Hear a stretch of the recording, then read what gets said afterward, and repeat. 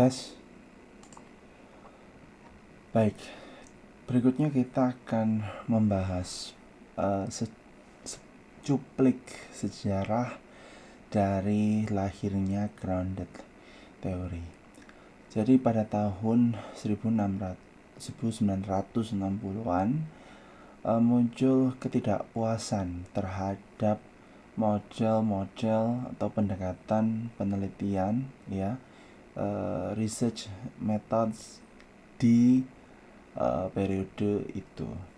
Dua pendekatan yang kemudian sangat diresahkan oleh para ilmuwan yang sebetulnya sama-sama berkaitan adalah pada kuantitatif terdapat hipotesis testing, pengujian terhadap hipotesis yang ini bisa kita lacak hingga Karl Popper.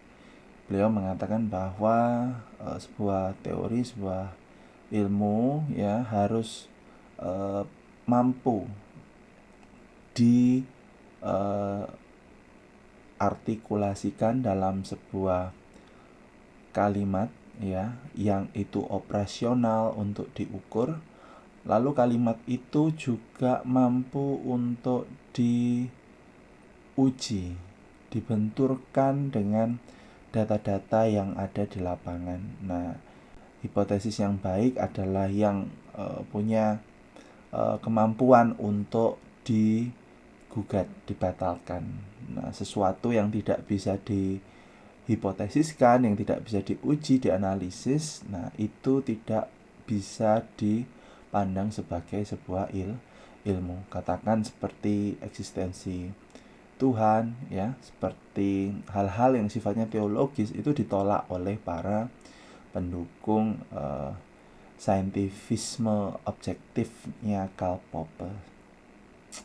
Lantas kemudian hipotesis testing ini banyak digunakan karena kemampuan dia untuk menciptakan satu pendekatan ilmu yang memuaskan bagi para pendukung positivisme, scientific positivism, bahwa mereka bisa mencoba merancang sebuah asumsi dasar yang mana kemudian asumsi itu diuji dengan membandingkannya terhadap data-data yang diambil menggunakan pengukuran-pengukuran yang objektif.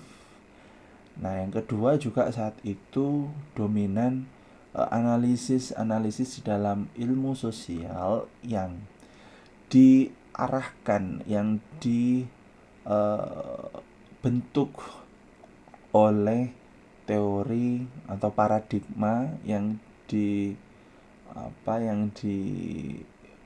menjadi komitmen seorang ilmuwan. Katakan misalnya seseorang yang punya kecenderungan terhadap teori psikoanalisis, kemudian yang memiliki kecenderungan Marxis akan menggunakan teori konsep labels dinamika yang memang diproduksi oleh teori-teori itu, yang melekat di dalam teori-teori itu untuk memahami, mengkonstruksi fenomena yang sedang dia teliti. Katakan seseorang yang sedang mengkaji tentang fenomena parenting, maka dia segera mengasumsikan terdapat problem di dalam tingkat ketidaksadaran yang lebih dalam, terdapat kecemasan yang sedang direpresi, atau ketika menganalisis masyarakat urban atau masyarakat mungkin di pedesaan dan relasi kuasa yang terjadi di situ, maka analisis yang digunakan akhirnya menggunakan perspektif kelas yang ada di dalam Marxis. Ada kelas penguasa, kelas bawah, kelas proletar, kelas budak, kelas yang tidak memiliki alat produksi, Nah, lalu kemudian fenomena yang ditangkap, dibingkai, dijelaskan menggunakan perspektif teori itu. Nah, problem dari kedua pendekatan ini, baik hipotesis testing maupun teori driven analysis, ya, mereka menyebabkan fenomena kita terdistorsi oleh asumsi-asumsi awal, oleh paradigma yang menjadi pegangan analisis seorang peneliti. Walhasil kita tidak menangkap fenomena, menangkap data sebagaimana apa adanya, melainkan memelintir makna, memelintir data itu agar sesuai dengan hipotesis atau teori yang sudah kita gunakan. Tentu ini menjadi problem bagi Glasser dan Strauss yang melihat bahwa mereka tidak mampu mengungkap fakta ilmiah, ya, dunia objektif, dunia eksternal yang memang terjadi apa adanya di dunia itu. Nah, untuk menjawab keresahan mereka lantas mencoba, ya, di dalam sebuah penelitian mereka yang mana mereka berusaha memahami bagaimana pengalaman pasien-pasien yang berada di kondisi sekarat, ya, kondisi lekas, kemudian penyakit yang sudah kronis, yang sudah akut dengan harapan kesembuhan yang sangat minim, ya. Dalam proses penelitian mereka itu, ya, mereka kemudian mengembangkan satu metode penelitian yang disebut dengan grounded theory. Nah, publikasi mereka itu ternyata disambut oleh banyak peneliti sosial berikutnya yang melihat kekuatan dari analisis mereka.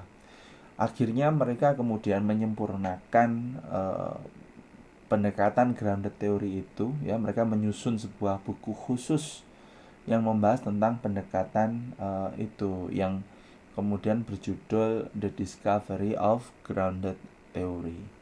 Jadi pada awalnya Glasser dan Strauss, ya, pada tahun 1960 muncul, ya, lalu dengan buku mereka di tahun 67, ya, The Discovery of Grounded Theory.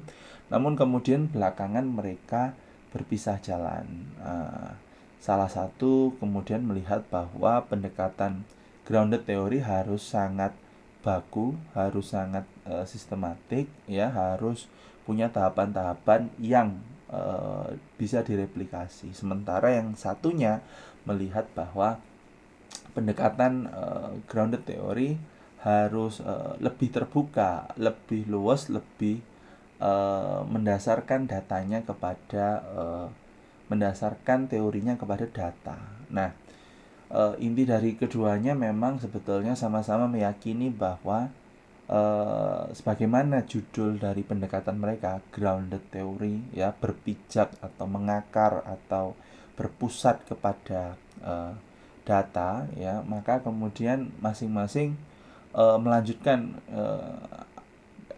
komitmen mereka terhadap grounded teori itu, tapi dengan cara yang berbeda. Nah, yang paling membedakan di antara mereka, yang menjadi distingsi tebal antara Glasser dan Strauss, adalah pada kebakuan, ya, atau keluasan di dalam analisis, ya. Manakala yang satu sangat baku, sangat tertutup, sangat steps by steps, ya, sementara yang satunya menekankan pada open coding. Jadi data, ya, betul-betul dianalisis secara terbuka tanpa kemudian ada asumsi-asumsi sebelumnya mengenai kode-kode atau konsep-konsep yang harus ada di dalam sebuah data.